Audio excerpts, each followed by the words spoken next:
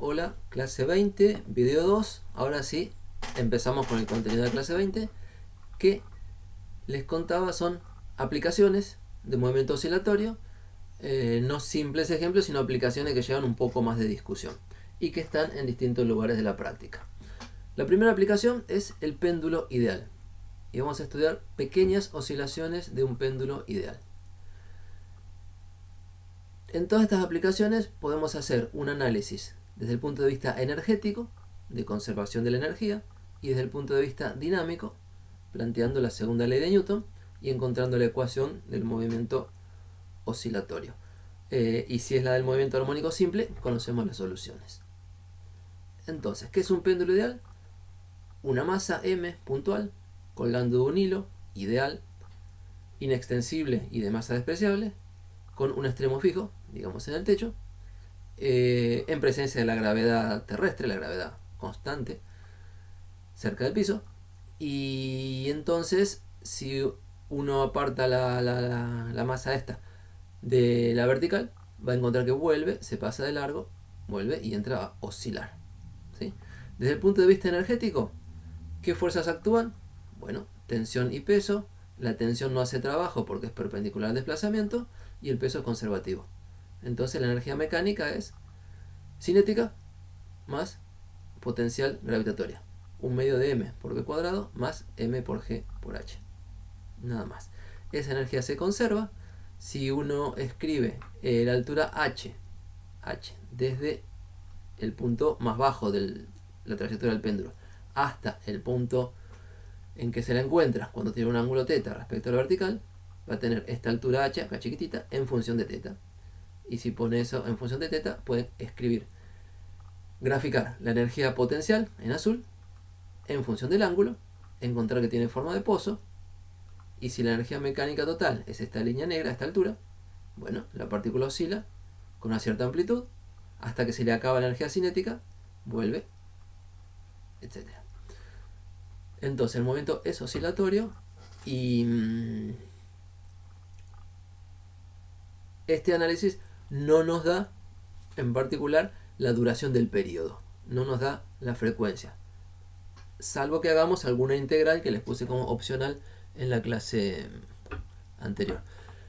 No vamos a insistir con eso, si quieren lo hacen, está a tiro con la matemática o las integrales que ven en análisis 1, pero vamos a hacer ahora el análisis dinámico. ¿Cómo es la dinámica? Segunda ley de Newton, sumatorio de fuerzas igual a 0. Las fuerzas que actúan, vuelvo acá al dibujito, tensión y peso. Ejes para trabajar los vectores, conviene un eje tangencial y un eje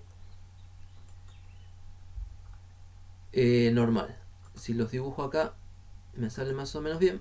Este sería el eje tangencial y este sería el eje normal, que si lo tomamos de la partícula hacia el centro sería el eje centrípeto.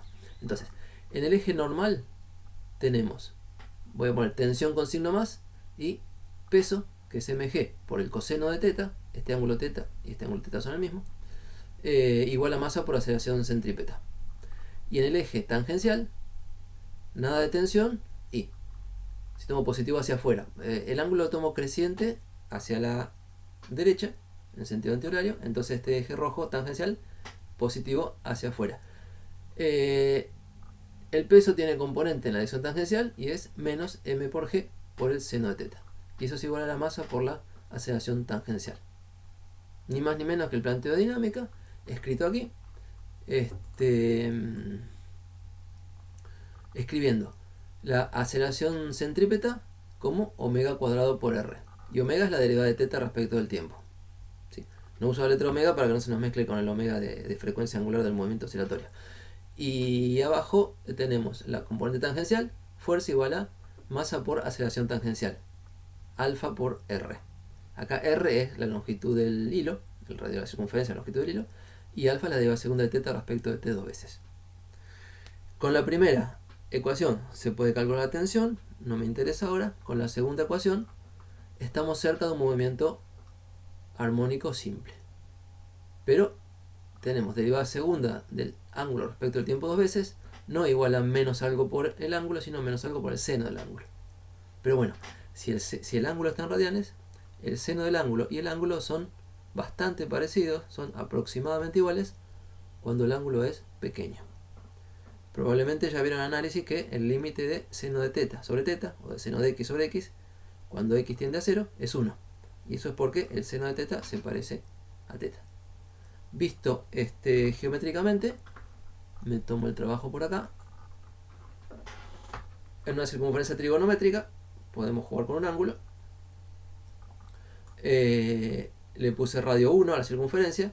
Entonces, este segmento es el seno del ángulo, ¿saben? El valor del ángulo es la longitud del arco. Fundamental que el ángulo esté medido en radianes. La medida del ángulo es el arco sobre el radio. Y como el radio es 1, en esta circunferencia trigonométrica, el arco, la longitud del arco es la medida del ángulo. Y lo que estamos haciendo es comparar este segmento, que es el seno del ángulo, con esta longitud, que es el ángulo. Y si quieren, de paso, podemos dibujar acá la tangente del ángulo más afuera. Fíjense qué pasa cuando... Bueno, y acá están los valores.